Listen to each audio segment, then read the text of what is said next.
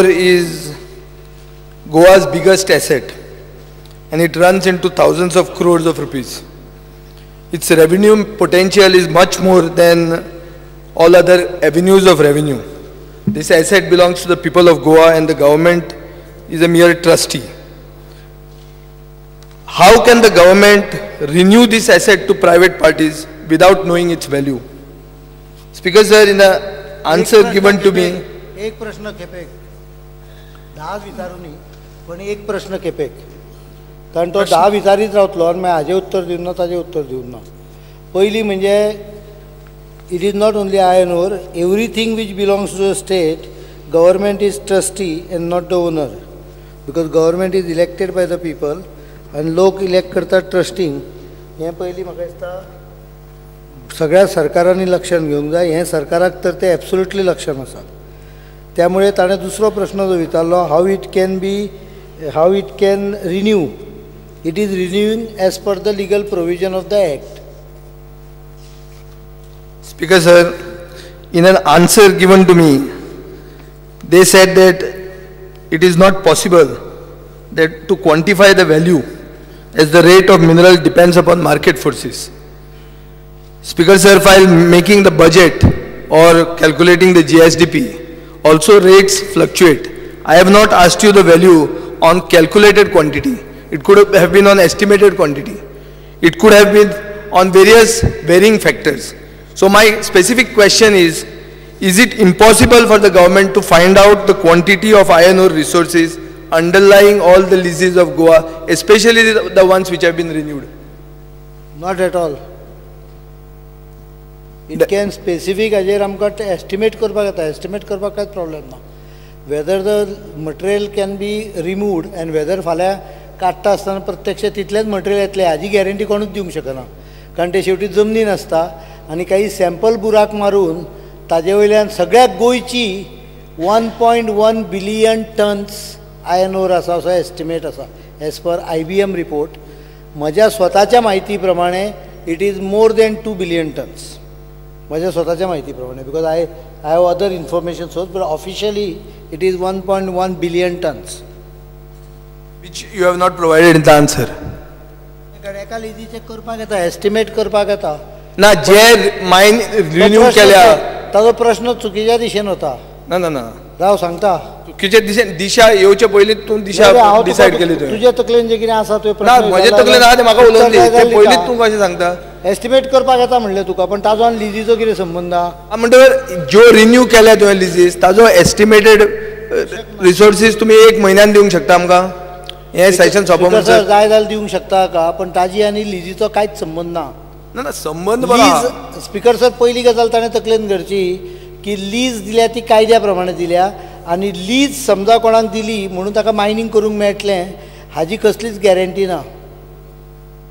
Speaker sir, is the government collecting any lease rent by any other name in any other manner from the leases of the mines that is leasing out for the extraction of ore? Speaker sir, lease हो फक्त तुका त्या मायनीर मायन करपाचो कायद्यान दिल्लो अधिकार. ती जमीन तुज्या मालकीची जायना. त्या लीज दिलें म्हणजे हाजो अर्थ तुका भितर ऑपरेशन करूंक येता अशें ना. ताका बरें उदाहरण कळूंक जाय जर तूं, जाल्यार हांव सांगता आसा तें. फॉर एग्जाम्पल, एका रेस्टॉरंटाक सरकारान परवानगी दिली. हाजो अर्थ तूं रेस्टॉरंटान भितर करता तो धंदो करता आसतना तुका टॅक्स लागचो ना अशें जायना. जेन्ना पळय लीज तो एक्सकवेट करता त्या वेळार ताका तरेतरेचे टॅक्स, रॉयल्टी, एक्सपोर्ट टॅक्स आनीक कसले सेस हे भरचे पडटा. म्हणजे प्रत्यक्ष जेन्ना तो भितरली मायन काडूंक सोदता तेन्ना ताका तातूंतल्यान वेगवेगळे टॅक्स भरचे पडटा जे सरकार ठरयता. तरेतरेच्या ट्रान्सपोर्ट सेस आसा, रॉयल्टी आसा, 10% रॉयल्टी आसा, 30% केंद्र सरकाराची एक्सपोर्ट टॅक्स आहा. हें सगळें जें आसा पळय हें सगळें गोवा सरकार ठरयना. हें सगळें केंद्राचो कायदो आसा 1957चो मायनिंग एक्ट आहा पळय ताज्या अंडर ठरता. गोवा सरकाराक हें ठरोवपाची कसलीच पावर ना. त्यामुळे ताका जाय जाल्यार म्हयन्यान हांव एस्टिमेटेड दिता व्हॅल्यू, पण I have no powers to decide how much I have to get. I have decided only the lease rent.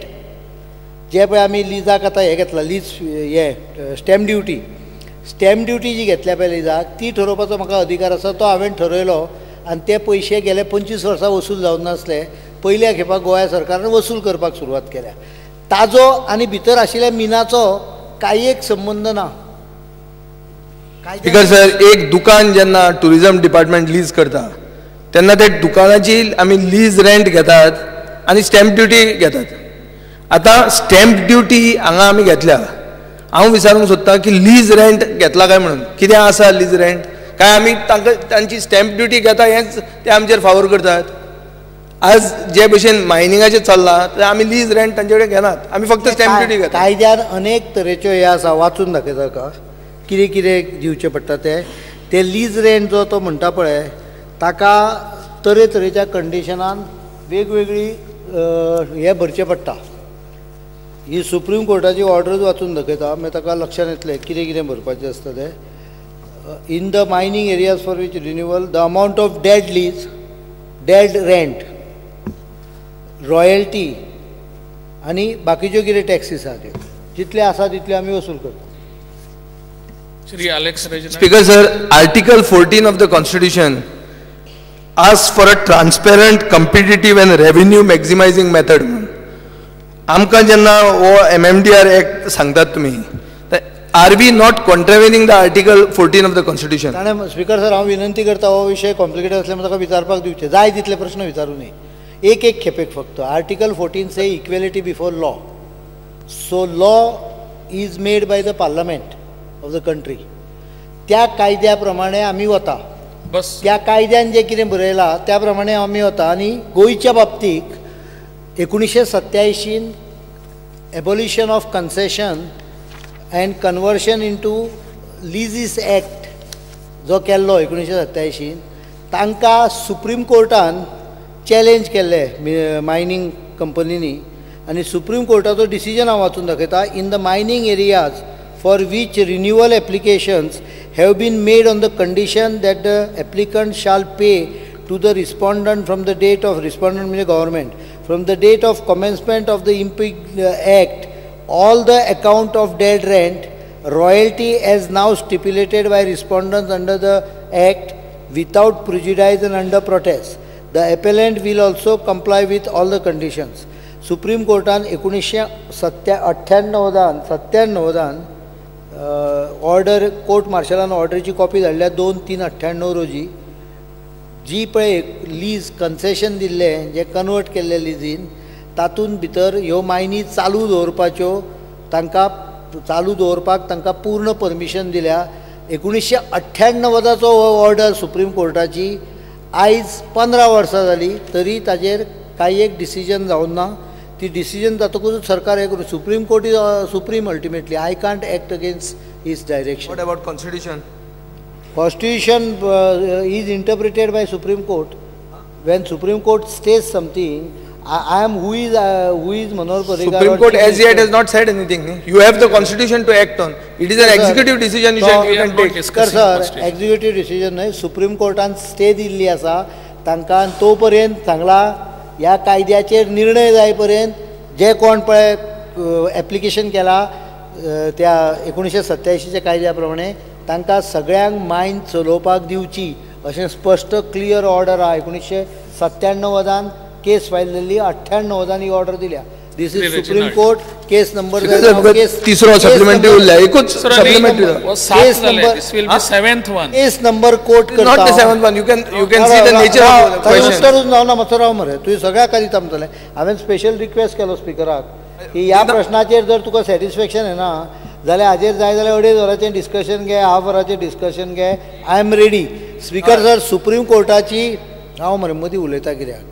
हे पेटिशन आहा ताजी कॉपी कोणाक जाय आसत जाल्यार हांव दिता ताजी दिवपाक म्हाका कांयच हरकत ना झेरॉक्स मारून तूं हावजाचेरूय दवरपाक हरकत ना तुमीच पळया स्पिकर सर आर्टिकल 14 कितें आसा पळय हांव जेन्ना पळय मुख्यमंत्री जालो ह्या खेपा गेल्या खेपा पयली गजाल हांवें मंत्र्यांक जी कॉपी दिल्या पळय त्या आर्टिकल 14चेर सगळें कंप्लीट कॉमेंट्री सकट दिल्या सांगचें मंत्र्यांनी दिल्या काय ना कितल्या जाणांनी वाचल्या म्हाका खबर ना थोड्यांनी तरी वाचले आसतली एकदां न्हय दोनदां दिली कॉपी तांकां आर्टिकल 14चेर पूर्ण कॉमेंट्री बासूची आहा पळय ती सगळी दिल्या आर्टिकल 14 फुडें एक वाक्य आसा, subject to reasonable restriction, subject to reasonable conditions, everyone shall be equal.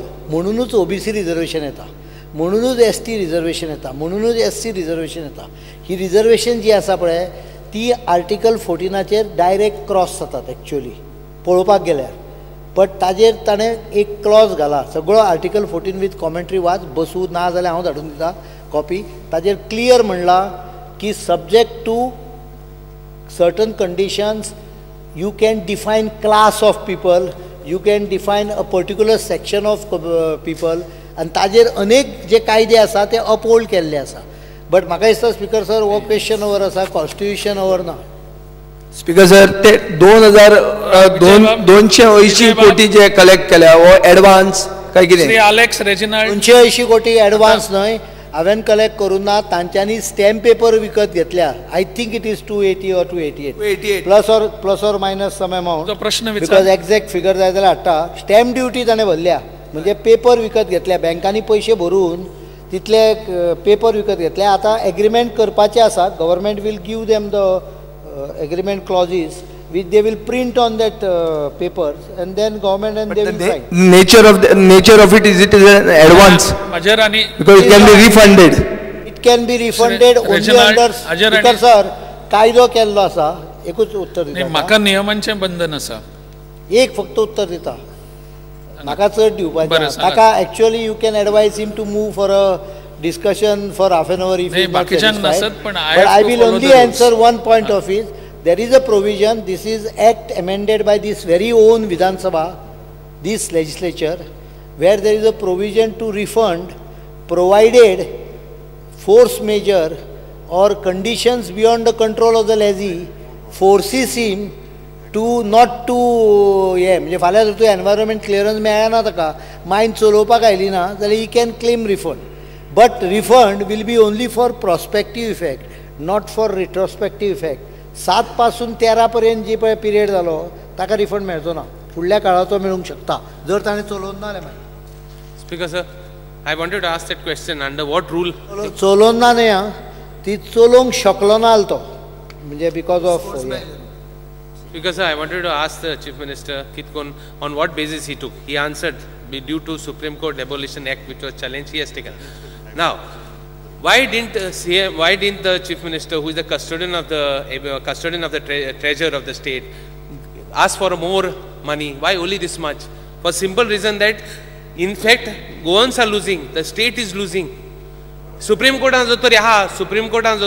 matter. Why can't we go to the Supreme Court and ask for more to be deposited? Because the money is to be Goan lost sada. Teka lagon. Because sir, 5 वर्सां न्हिदतकच जेन्ना मनीस जागो जाता पळय तेन्ना बरें दिसता एकदां जालो जागो म्हणून. 2 गोश्टी आसा. 25 वर्सां आमी लिजाचेर 1 पयसो कलेक्ट करूं ना. जी मायन चल्लेल्यो त्यो सगळ्यो मायनी 140-150 चलताल्यो एका पर्टिक्युलर मोमेंटार. ताजो ह्या हिशोबान I am collecting at a rate of 10 crores per lakh ton. तो जर तूं केल्लो कलेक्ट पयल्या 20 वर्साचो, because I am collecting for the last 5 years also, पयल्या 20 वर्साचो कलेक्ट केल्लो जाल्यार ताजेर म्हाका दिसता जवळ जवळ 1000-1500 कोटी सरकाराक येतलो आसलो. The very amount lost in the mining includes lease amounts, includes amount where material dump is dumped on a land of government or conversion fees are not paid. We are trying to now recover. They should congratulate us for that.